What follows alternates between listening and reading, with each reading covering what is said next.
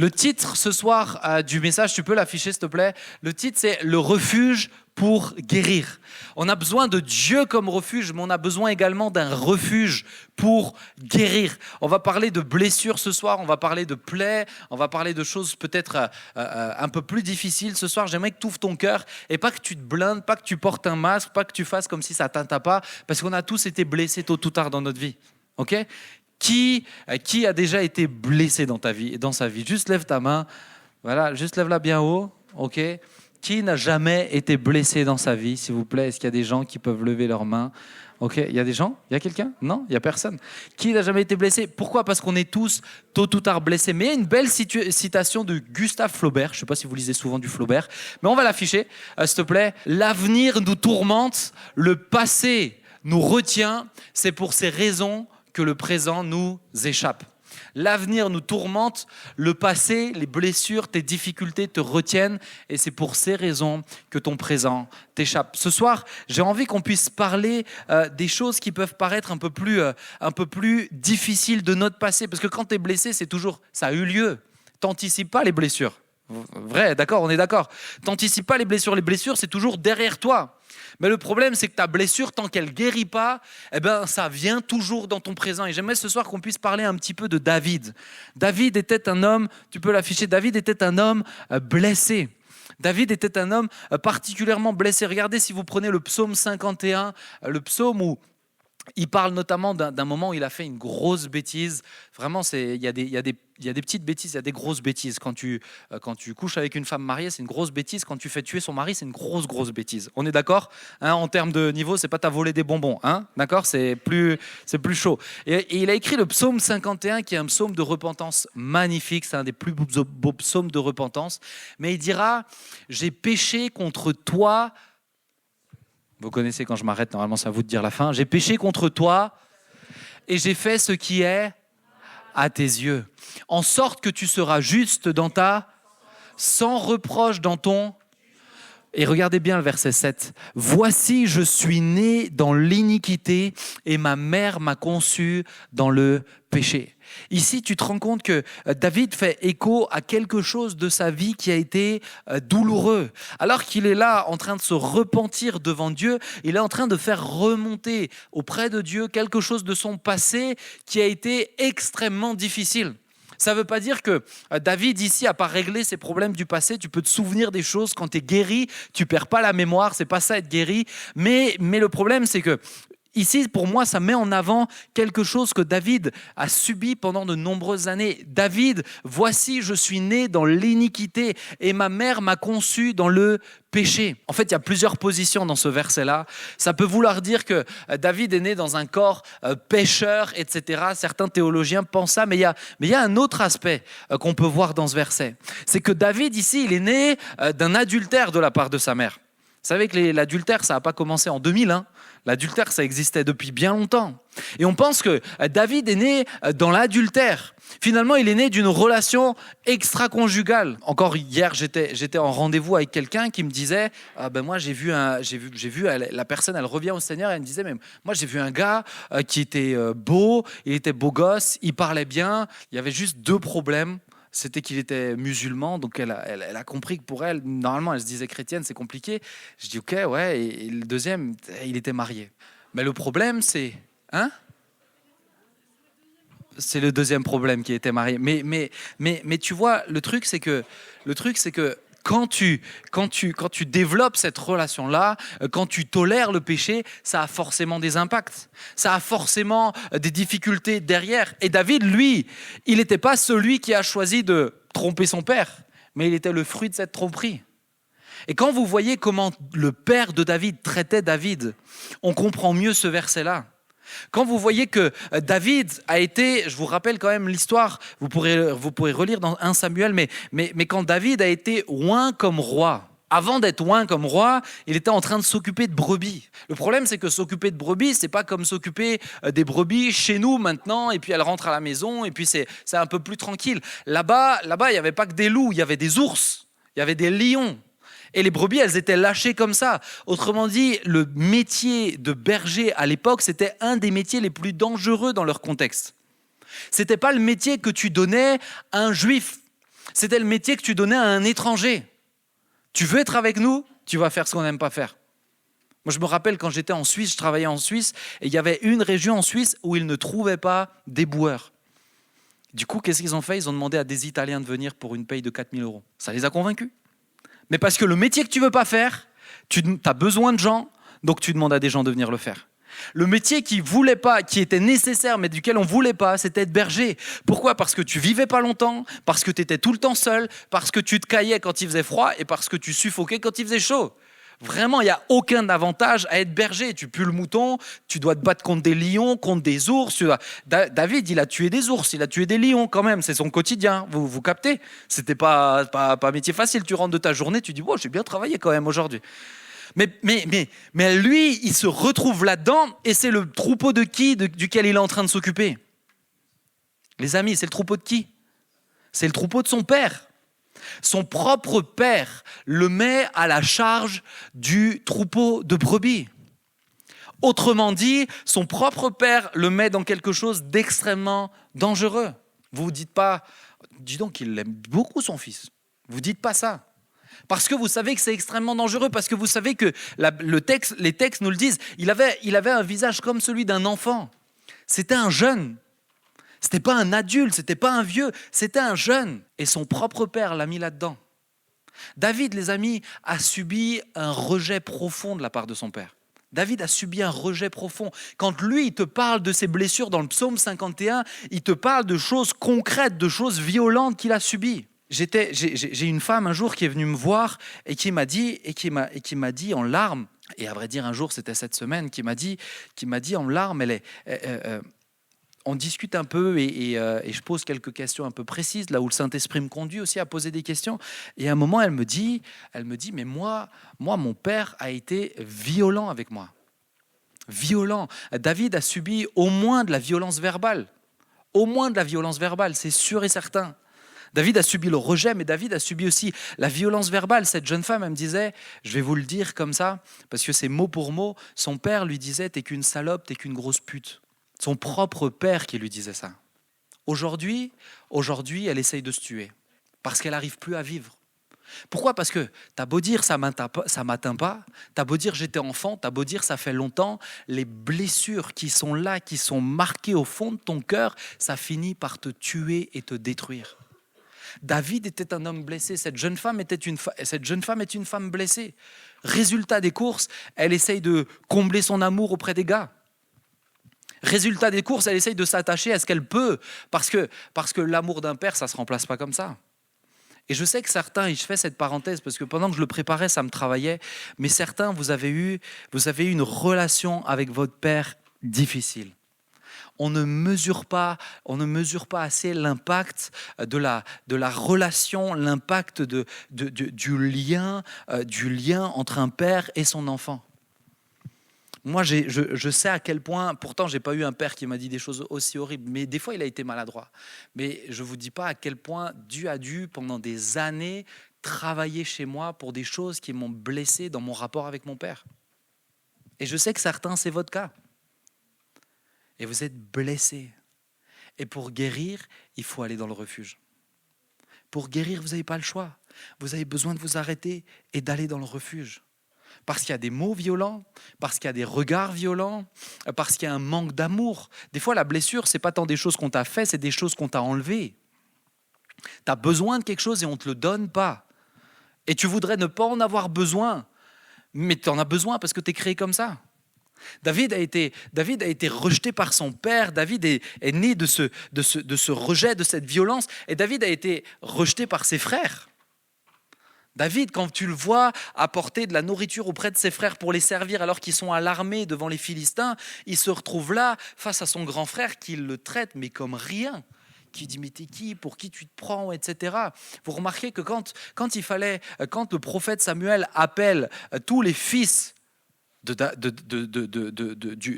père de David, tous ses fils sont appelés, le père oublie David, mais il n'y a aucun des frères qui pense à David. Franchement, ils sont quoi de mémoire? Ils étaient 6 ou 7, je crois. Bon, c'est pas quand même 7. sais, moi j'avoue, des fois j'oublie les prénoms Ça m'est arrivé d'oublier le prénom des nièces, neveux, etc. Ça m'arrive. 18, c'est quand même autre chose. Mais 7, c'est ton frère, c'est celui avec qui tu grandis. Et toi, tu l'oublies. Tu penses vraiment qu'ils l'ont oublié ? Vraiment, honnêtement, tu penses vraiment qu'ils ont dit « Ah mince, oh vraiment Samuel, je t'assure, on n'avait pas pensé, vraiment, je t'assure. » Non, ils ont fait exprès. Ils ont fait exprès. Pourquoi ? Parce qu'ils ne veulent pas de David. Ils ne veulent pas de lui dans des moments comme ça. Ils le mettent de côté. David a subi, tu peux m'afficher s'il te plaît la suite, tu peux juste me suivre. David a subi le rejet d'un père. David a subi la différenciation d'avec ses frères. David a subi la violence verbale. Et certains subissent aussi la violence physique. C'est pas peut-être lié à propos d'un père, ça peut être lié à propos d'une mère. Ça peut être lié juste dans la fratrie, mais ça peut être lié à tes cours. J'entends trop de jeunes qui me parlent d'harcèlement scolaire en ce moment. Ça peut être lié à tellement de choses différentes. Mais quand tu subis des violences comme ça s'appelle des blessures. Ça s'appelle des blessures. Ça ne s'appelle pas la vie normale que Dieu veut. Ça s'appelle des blessures. Alors tu peux être là comme David à porter toutes ces choses-là, mais tu peux comme David aussi réussir à t'extraire de tes blessures pour vivre vraiment. Regarde ce que la Bible nous dit dans 1 Corinthiens, on va le lire ensemble, vous le connaissez. Ce texte de 1 Corinthiens 5, 17, si quelqu'un est en Christ, il est une nouvelle... J'ai pas entendu, il est une nouvelle... Les choses anciennes sont... Voici, toutes choses sont devenues... Attends, Paul, il y a un truc que tu n'as pas compris. Tu es quelqu'un de très intelligent, mais tu dis les choses anciennes sont passées. Bah oui, les choses anciennes, elles sont passées, puisqu'elles sont anciennes. Vous me suivez ? Non, mais là, Paul, tu te plantes. Paul ne se plante pas du tout, parce que les choses anciennes peuvent être encore bien vivantes dans ton cœur tant que tu ne les règles pas. Je vous l'ai déjà dit, mais moi, j'ai des rendez-vous avec des gens qui ont 60, 70 ans, qui me parlent de trucs de l'enfance. Parce que ce n'est pas réglé, parce que tes blessures sont encore là, parce que tu te construis avec, parce que tu essayes de faire comme tu peux. Mais ici, il y a une promesse. Si quelqu'un est en Christ, si quelqu'un a donné sa vie à Jésus, il est une nouvelle créature. Les choses anciennes sont passées. Voici maintenant, toutes choses sont devenues nouvelles. Autrement dit, avec Jésus, les blessures de ton passé ne peuvent plus te retenir. Là, j'attendais un vrai amen, les amis. Avec Jésus, les blessures de ton passé ne peuvent plus te retenir. Vous êtes mauvais. Avec Jésus, les blessures de ton passé ne peuvent plus te retenir. Ça veut dire que tu n'as plus aucune excuse pour rester dans ton passé. Ça veut dire que tu n'as plus aucune raison de dire « mais moi je ne peux pas parce que j'ai subi ça quand j'étais enfant. Mais moi je ne peux pas parce que je n'ai pas reçu ça quand j'étais enfant. » S'il y en a un qui me touche toujours quand je pense à cette notion-là, c'est Jérémie Young, le papa de Naël. Naël, je ne voulais pas t'afficher, mais tu es là, tu es comme ça. Mais Jérémie te dira « mon père ne m'a jamais dit « je t'aime ». Son père ne lui a jamais dit « je t'aime ». Mais à aucun moment, il s'est dit « je ne saurais pas le dire à mes garçons ». Vrai ou faux, Naël ? À aucun moment, il s'est dit ça. Jérémie a grandi dans un contexte compliqué, difficile. Il a fait des conneries, mais il a grandi avec des manques aussi. Un manque paternel notamment. Mais à aucun moment, parce qu'il est une nouvelle créature, il s'est défini selon son passé.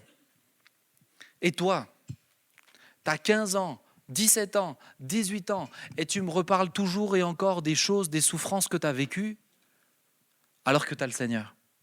Ça veut dire qu'elles ne sont pas réglées. Ça veut dire qu'elles ne sont pas réglées. Et si tu n'as pas le Seigneur, j'aimerais te donner une bonne nouvelle. Si tu n'as pas accepté Jésus, pas par tradition, si vraiment tu ne marches pas avec Jésus, si tu lui donnes ta vie, tu deviens une nouvelle personne. Et à ce moment-là, c'est valable pour toi. Les blessures du passé ne te retiendront plus. Tu peux avancer. Regardez ce que David dira dans le psaume 23. C'est le même homme blessé du psaume 51. Il dira au psaume 23, « L'Éternel est mon berger, je ne manquerai de... » L'homme qui a vécu le manque d'amour, le manque paternel, je ne manquerai de rien. Il me fait reposer dans de verts pâturages. Il me dirige près des eaux paisibles. Il restaure mon âme. Il me conduit dans les sentiers de la justice à cause de son nom. Il restaure.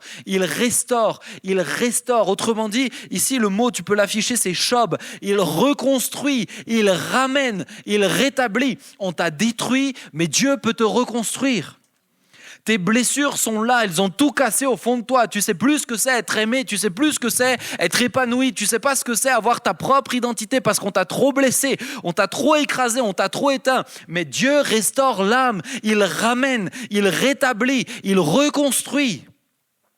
C'est ce même David. C'est ce même David qui était comme éteint. C'est ce même David qui dit, c'est l'Éternel qui est mon berger, alors je ne manquerai de rien. Alors je ne manquerai de rien. David va faire de Dieu son refuge, alors ses blessures ne l'handicaperont plus.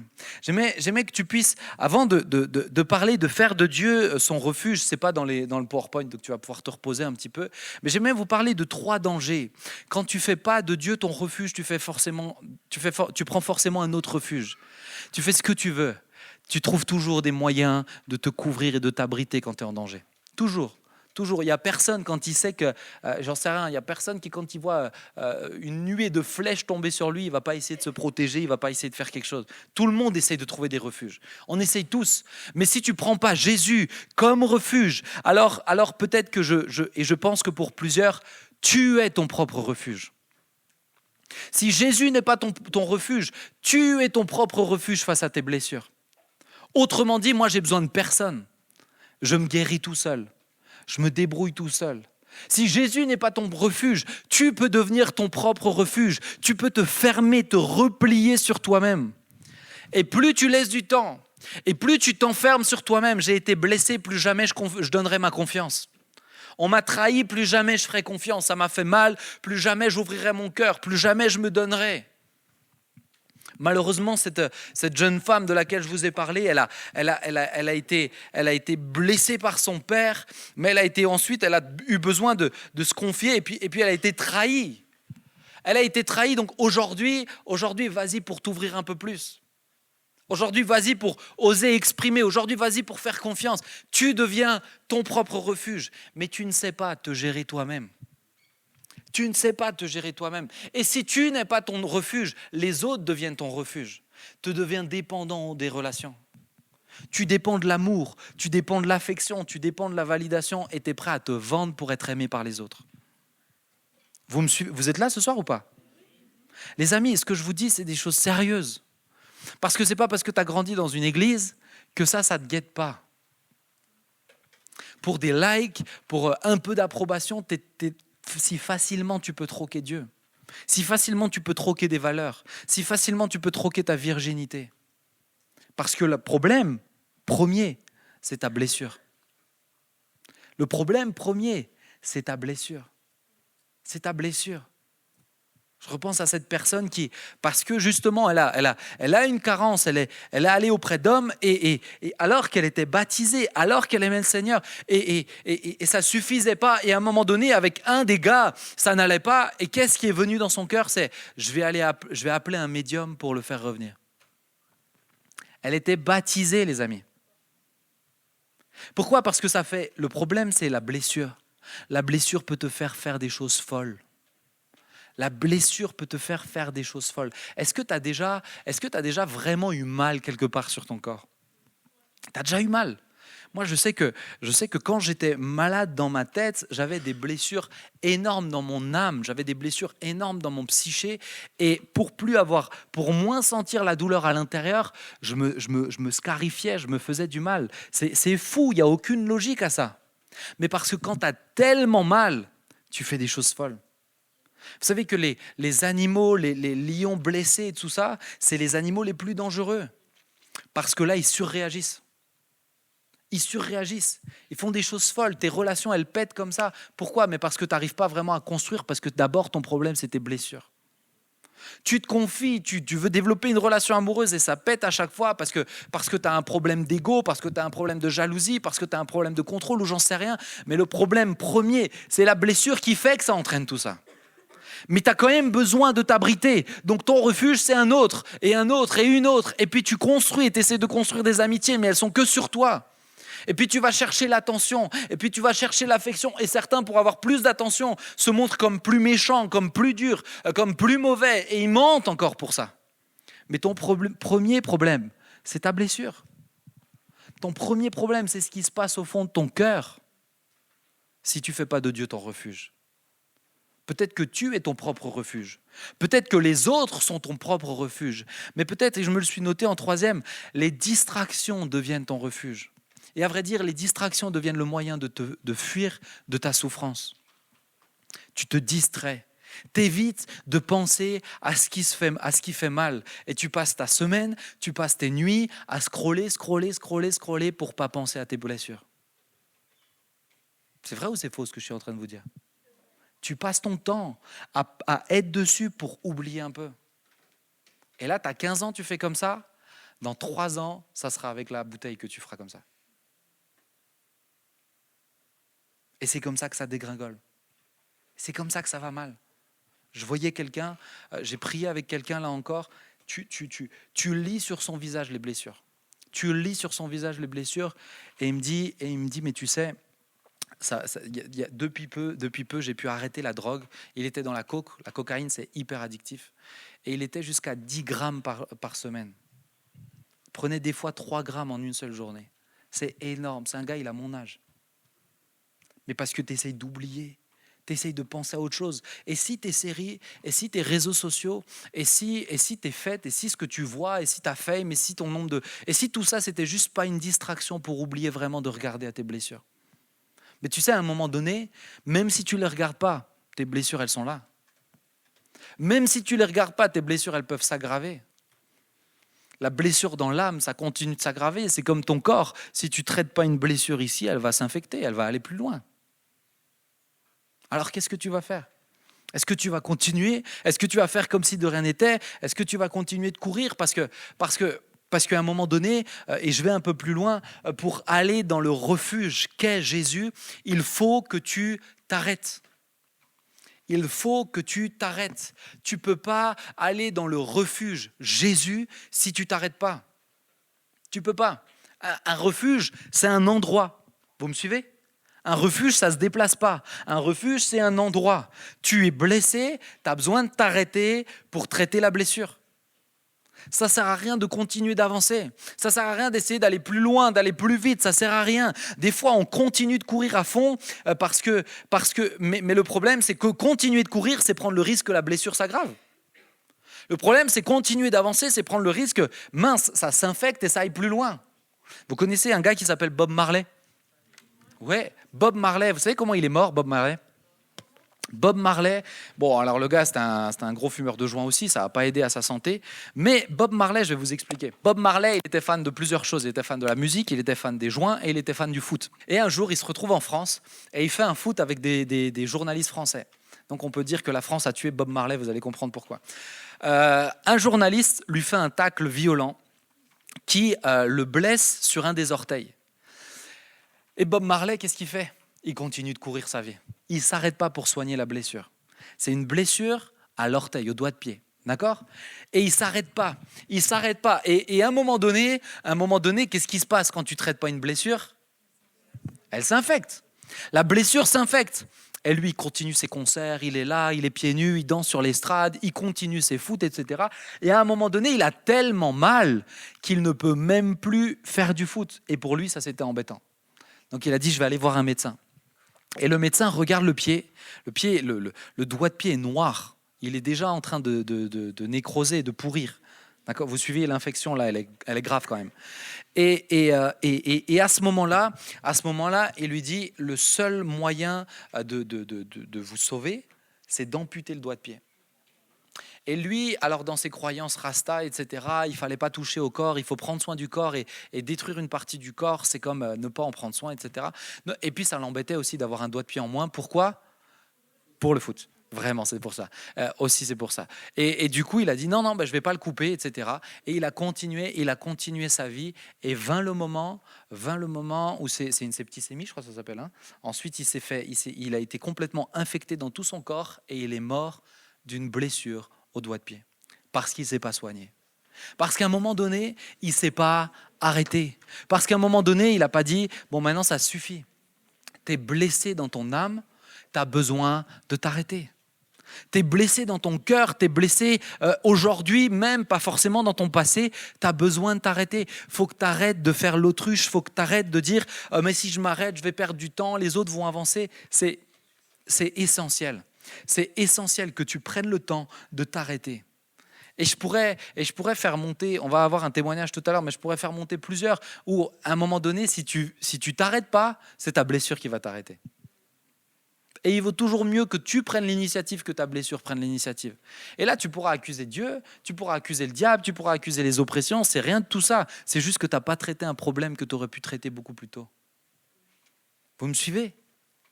Tu aurais pu le traiter, mais tu ne l'as pas fait. Tu as continué ta route.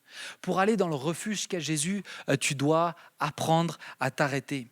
Pour aller dans le refuge qu'est Jésus, tu dois reconnaître que tu as été blessé. C'est le deuxième point. Tu ne peux pas aller dans le refuge si tu ne t'arrêtes pas, mais tu ne peux pas aller dans le refuge si tu ne reconnais pas que tu as une blessure. Est-ce que tu reconnais tes blessures ? Ou est-ce qu'aujourd'hui, elles font tellement partie de toi que tu les identifies même plus comme des blessures ? Est-ce que tu es conscient que tu as des trucs qui te font mal, mais ce n'est pas normal ? C'est pas normal. Tu es conscient qu'il y a des trucs qui te font mal et c'est lié à un commentaire une fois qu'on t'a fait, lié à des rejets, lié à des choses comme ça. J'ai un jour une jeune femme qui vient me voir et qui me dit en fait, je ne l'ai plus vue depuis tellement longtemps, plus de, je crois bien 3-4 ans, je ne l'avais plus vue. D'un coup, elle était là à fond avec Dieu, d'un coup, elle n'était plus là. Une étoile filante. Et là, je la revois et elle me dit, mais tu sais, si j'ai quitté l'église, c'est parce que tu m'as dit quelque chose qui m'avait blessé. 4 ans de vie chrétienne pour un truc où, franchement, si elle me l'avait dit le lendemain, je leur ai dit, je suis désolé, vraiment, c'était pas volontaire. Des fois, tu peux être blessé par des trucs involontaires. Je pourrais demander il y a Alexis qui est là, mais ça m'arrive. Moi, des fois, je fais des boulettes. Des fois, je réfléchis pas, mais je sais que je dis lui, mais il y en a d'autres où je vous ai peut-être blessé, mais parce que je suis pas, parce que je ne reste qu'un homme. Mais ça peut. Ça peut, pourquoi ? Parce que quand tu es dans des vraies relations, on peut se blesser les uns les autres. Mais si tu reconnais pas que tu es blessé, si tu reconnais pas que tu n'as pas eu mal, si tu l'admets pas, si tu mets pas les mots dessus, tu pourras pas guérir. Ça va, vous êtes avec moi ? Je pense honnêtement que ce point-là, c'est probablement le plus difficile. C'est probablement le plus difficile, pourquoi ? Parce qu'il fait écho à quelque chose qui est pas une blessure, mais qui est un problème chez chacun d'entre nous, et ça s'appelle l'orgueil. Reconnaître qu'on est blessé, c'est admettre qu'on est vulnérable. Et ça, pour l'orgueil, ça fait mal. C'est vrai ou c'est faux ? C'est vrai. Il y a des gens qui parlent du cœur. Mais c'est vrai, et ça fait mal de dire, punaise, mais pourquoi ça me blesse en fait ? Pourquoi ça me blesse ? Pourquoi lui, quand il dit tel commentaire sur moi, ça me fait mal ? Pourquoi quand quelqu'un écrit sur moi, pourquoi quand quelqu'un me fait une critique sur une de mes tenues, pourquoi ça me fait mal ? Peut-être que c'est pas légitime, pourquoi ça te fait mal ? Peut-être que c'est ton orgueil. Mais ça crée des blessures quand même. Et si tu les entretiens, ça crée de l'amertume. Et si tu l'entretiens, ça crée de la haine. Et avec de la haine, tu peux tuer. Vous me suivez ? Accepter que tu as été blessé, c'est t'abaisser un petit peu. C'est reconnaître, c'est dire, je suis vulnérable, j'ai mes limites, j'ai des failles. Souvent, c'est l'étape la plus difficile parce que reconnaître que nous sommes faillibles, c'est difficile.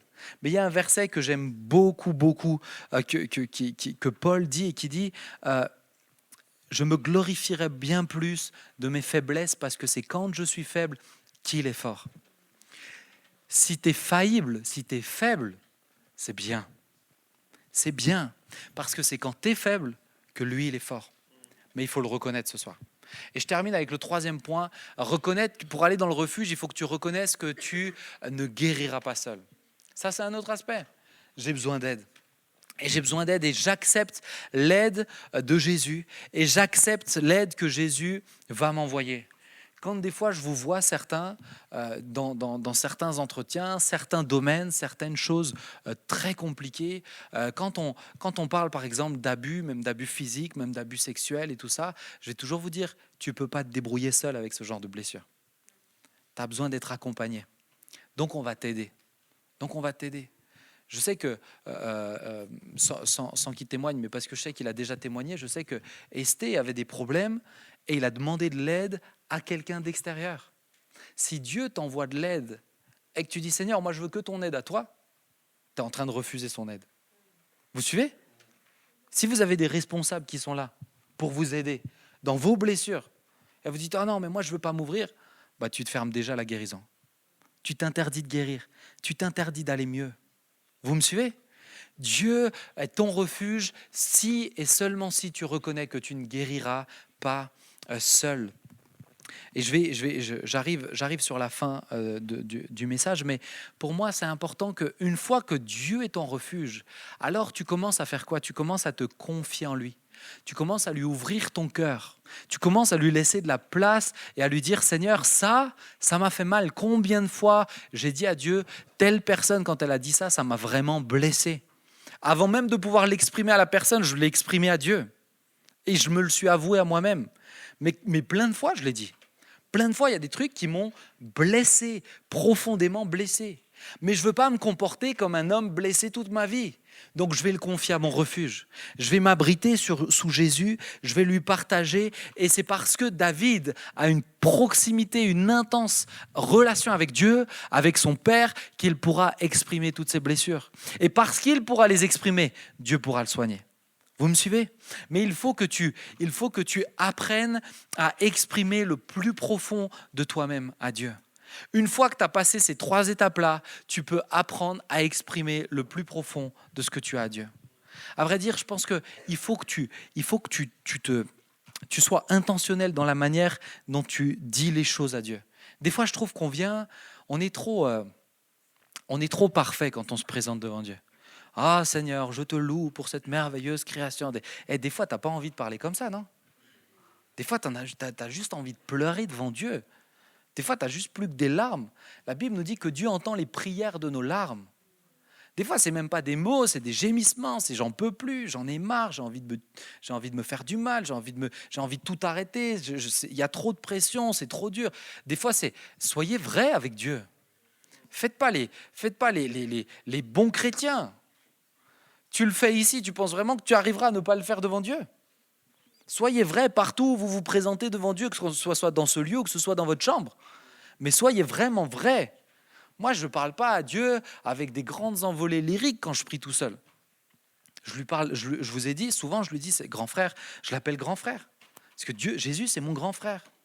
Je l'appelle grand frère, je lui dis, franchement, j'en ai marre, j'en ai ras-le-bol de tel truc. J'en ai ras-le-bol d'avoir mal sur ça. Je ne comprends pas pourquoi ça me fait effet chez moi. Quand j'en peux plus, je lui dis que j'en peux plus. Point. Tu ne te casses pas la tête, tu apprends à exprimer. Tu ne te demandes pas si tu lui dis bien ou pas bien, il te comprend. Yes? Vous êtes là? Ce soir, je trouvais dommage de pas faire dans cette prédication un témoignage. Et j'avais demandé à Lucas, si Lucas peut venir, de témoigner un peu sur... Vous connaissez quelques parties de son témoignage, mais j'aimerais qu'il vous explique aussi comment, quand je pense à Dieu comme refuge face aux souffrances, je pense à Lucas. Et j'aimerais qu'il puisse l'exprimer. Bonsoir.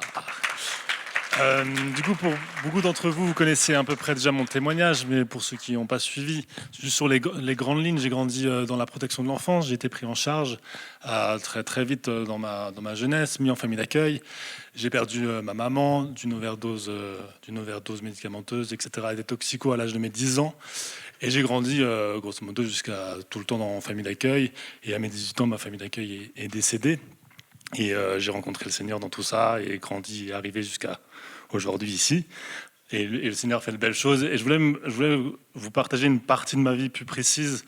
C'était vraiment une partie où j'ai grandi dans ma famille d'accueil, dans des moments après le décès de ma maman, où je vivais dans une famille d'accueil où il y a eu beaucoup de blessures, une femme extraordinaire, mais qui avait aussi, elle, beaucoup de souffrance, et qui l'a souvent reporté sur nous, ou qui l'a souvent traduit comme elle l'a pu.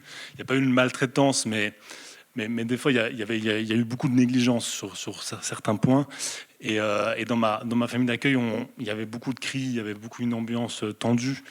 Il y avait c'était assez oppressant, comme si le soleil tapait tout le temps sur vous. Et très vite, j'ai commencé à m'isoler de cette famille d'accueil. J'ai commencé à rester dans le secret de ma chambre. Des fois, on pouvait dire il est complètement fou. Je pouvais jouer avec des pinces à linge pendant des heures et des heures, assis au bord de mon lit ou dans un coin. Et je m'isolais. Et ça a été très difficile dans mon adolescence parce qu'il y avait énormément de choses taboues dans ma famille d'accueil. Il y avait beaucoup de il faut être un bon chrétien, il n'y a que le Seigneur qui va te sauver, etc. Ce qui est vrai, hein. Mais beaucoup de choses assez dures et à entendre, etc. Et j'avais beaucoup de blessures, hein. J'avais perdu ma maman à l'âge de mes 10 ans. J'ai grandi dans le service de la protection de l'enfance aussi, avec plein de choses qui sont assez violentes pour un enfant. Et je me reconstruisais pas, tout simplement. J'avançais. Et les choses ont été dures. Et je me suis recroquevillé sur moi-même, sur ma propre personne. Et dans le secret de ma chambre, ça a été un lieu qui m'a béni, mais un lieu qui a été aussi dur pour moi, parce que j'ai développé des addictions, j'ai développé plein de choses dans le secret de ma chambre qui m'ont suivi pendant longtemps, qui m'ont détruit aussi. Mais il y a eu un moment où j'ai décidé d'arrêter parce qu'on m'enseignait quand même, ma famille d'accueil était chrétienne et on m'enseignait la parole de Dieu. Et j'ai décidé à un bout d'un moment de faire tomber les masques. Il y avait une sorte de pression tout le temps, constamment dans ma propre famille, dans l'établissement où vous allez, dans le lycée, à la DAS, par tes éducateurs. Et j'étais devenu quelqu'un qui était un vrai hypocrite et un vrai menteur, franchement fatigant. Et je jonglais avec les masques, le masque du bon chrétien, le masque de la personne qu'on veut que je sois dans ma famille, le masque de la personne qu'on veut que je sois à l'église, le masque de la personne qu'on veut, ici, les costumes, etc. Et plus vous enlevez un masque, plus vous arrachez une partie de vous-même. Plus vous jonglez, plus vous enlevez les costumes que vous mettez, les rôles que vous vous donnez, plus vous arrachez des parties de vous-même. Et un jour, il a fallu... il a fallu s'arrêter, comme Ben l'a dit, et juste avoir le courage de dire à Dieu, mais sans toi, je peux plus. Je vrillais un moment dans ma tête, je vrillais, je me frappais la tête contre les murs, j'arrivais plus à arrêter de réfléchir, enfin il y avait tellement de choses. Et quand ma famille d'accueil est décédée, ça a été encore une claque dans ma vie. Mais bon, bref, c'est comme ça. Et j'ai découvert un Dieu qui m'a transformé dans le secret de ma chambre et qui a été un Dieu qui a été rempli d'amour, un Dieu qui est venu et qui a mis une paix toute profonde dans ma vie et qui a commencé à prendre soin de mes blessures. Il y en avait tellement. J'ai passé des heures à pleurer. J'ai passé des heures à dire mais qu'est-ce qui se passe? Et ce qui était fou, parce que le contexte familial, etc., tout ce qu'il y avait, c'était fou quand j'ouvrais la parole de Dieu, c'est comme s'il y avait une pause. Il y avait une pause sur ma vie, une bulle d'oxygène qui arrivait. Et le Seigneur a commencé à venir et à guérir et à mettre le doigt sur des problématiques, le doigt sur mes blessures. Il a commencé à prendre soin de mon cœur, il a commencé à prendre soin de ma personne, il a commencé à m'amener plus loin. Les profs disaient clairement, que j'allais finir dans la rue et qu'un jour, quand ils me verront, ils me foutront des coups de pied au cul. Et puis voilà. Et le Seigneur a détruit aussi les mensonges, les choses que les gens ont proclamées sur ma vie, où je me disais, mais de toute façon, je vais finir comme ma maman, toxico, alcoolo, je vais pas avoir d'argent, je vais jamais il va falloir que je me prostitue pour subvenir à mes besoins. Enfin, j'avais des réflexions comme ça, hein, un moment dans ma vie, hein, quand même. Et le Seigneur est venu dans sa grâce et dans sa splendeur. Il est venu vraiment dans des temps tout particuliers, venir. Et je peux pas vous dire qu'il y a des méthodes que Dieu va utiliser en vous, etc. Je peux juste vous dire que dans le secret de votre chambre, le Seigneur vous connaît encore mieux que vous-même. Moi-même, des fois, j'y allais par la foi et je lui faisais confiance. Et au fur et à mesure, j'ai commencé à venir ici, à Impact Jeunesse. Et c'est là où aujourd'hui, je suis responsable de ce groupe avec toute une équipe. Et c'est là où je veux vous dire, mais dans ce lieu-là, j'ai rencontré quelqu'un qui est Nicolas Peugeot, qui n'est plus là, mais je l'honorerai jusqu'au bout. Et c'est un gars qui a pris soin de moi et qui m'a toujours amené devant le Seigneur. Et ce que j'aimerais vous encourager aujourd'hui, je ne vais pas être long pour certains si vous voulez qu'on discute de plus, avec grand plaisir. Mais ce que je veux vous encourager aujourd'hui, c'est que, comme Ben l'a dit, il y a tellement de blessures en vous, il y a des choses où il y a besoin de mettre des mots, il y a besoin juste de prier. Moi, il y avait des gens qui ne faisaient pas grand-chose, qui ne pouvaient rien faire pour moi. Sincèrement, mon cas était bien spécifique. Et juste prier. Je priais juste avec les gens et je voyais Dieu agir. d'agir. Et à bout d'un moment, Impact Jeunesse a été un lieu où la semaine, j'apprenais avec Dieu, et le samedi, la personne qui amenait la prédication, c'était la conclusion de ce que j'avais vécu dans la semaine. Et c'était juste ouf, parce qu'au fur et à mesure, Dieu a pris soin de moi, il m'a amené plus loin. Mais j'aimerais vous dire, saisissez ce temps, je sais, et j'ai la chance que certains d'entre vous se confient à moi, et je vous remercie de cette confiance. Je sais que pour beaucoup, vous vivez des choses, des fois qui n'ont pas de sens, et où, franchement, sincèrement, bon, voilà. Mais j'aimerais vous dire, venez avec votre cœur, lâchez vos tripes à Dieu, parce qu'il prendra soin de vous. Je vous le dis, je l'ai vécu sincèrement dans le secret le plus profond de ma chambre, mais aussi ici, à genoux, en pleurant avec des gens, en confessant. Et le Seigneur utilise et il l'amène plus loin. C'est ça mon encouragement ce soir. Quoi que tu vives, je ne sais pas, des fois il y a des échelles, etc. Tu n'as pas besoin de perdre de maman, j'en sais rien, ce que tu as vécu. Mais sache une chose, c'est que le Dieu qui est au-dessus de toi est tout puissant, et il te connaît encore mieux que toi-même, et il va prendre soin de toi et t'amener plus loin. Merci. Merci, vraiment. Je vous assure, Lucas, aujourd'hui, pour moi, c'est un miraculé. Pour ça, je l'ai fait témoigner dans On s'y retrouve, c'est un miraculé. Il ne devrait pas être là. Mais il a su faire de Dieu son refuge. Moi, j'étais là quand sa maman de famille d'accueil, j'ai pu le voir, et certains l'ont vu aussi, mais quand elle est décédée, on avait prié pour qu'elle guérisse, on avait prié pour qu'elle soit sauvée. Et je ne sais pas si tu te rends compte, tu perds ta première mère, et celle qui t'aime, celle qui te donne, elle a plein de carences, mais celle qui est là comme un repère pour toi, tu la perds juste après. Et tu arrives, tu deviens majeur, et tu dis, mais qu'est-ce qui va se passer derrière ? Mais il a su faire de Dieu son refuge. Ce soir, ne méprise pas la taille de ta blessure. Mais moi, je n'ai pas des aussi grandes blessures que celle de Lucas. Et un doigt de pied blessé a tué un homme. Une petite blessure. Il y a des gens, ici, on a parlé d'un petit truc d'il y a des années, mais qui aujourd'hui encore vous bloque. Et si on n'en avait pas parlé, vous seriez encore bloqué sur certains domaines, et vous le savez aussi bien que moi. Mais les amis, faites attention à ça, parce que c'est tout votre présent qui va être pollué par les blessures que vous n'avez pas traitées. Tout votre présent. Moi, je vous l'ai dit, le rapport avec mon père a été difficile. Difficile, j'ai dû guérir de blessures. Et pour guérir, il y a des choses, j'ai même dû lui dire droit dans les yeux, ça, ce que tu m'as dit, là, ça m'a blessé. Et des fois, tu dois prendre le risque de dire, bah non, c'était rien. Mais c'est juste le fait de l'exprimer déjà, qui montre et qui donne le droit à Dieu, parce que tu mets de la lumière, de commencer à te guérir. Mais parce qu'on était dans ça, dans notre fratrie, il y avait, vous savez que c'est il n'y a pas très longtemps que j'ai commencé à découvrir que, en fait, des guerres de frères et sœurs et tout ça, c'est pas forcément normal. Ça peut très bien se passer aussi. Vous savez que ça peut très bien se passer. Mais souvent, ça fait écho à des blessures. Souvent, ça fait écho. Moi, je pouvais dire que pour certains, il n'est pas présent ce soir, donc je vais le dire quand même, mais pour certains, il y en avait vraiment, j'avais presque de la haine, une colère violente. On se crachait au visage. Et tu te construis comme ça. Les amis, les blessures définissent beaucoup de choses. Alors, je veux te laisser avec cette simple pensée, pendant que Juju, si tu veux venir t'installer, s'il te plaît, au piano. Si tu fais la paix avec ton passé, si tu fais la paix avec ton passé, alors tu vas pouvoir devenir l'homme et la femme que tu es appelé à être. Alors tu vas pouvoir le devenir.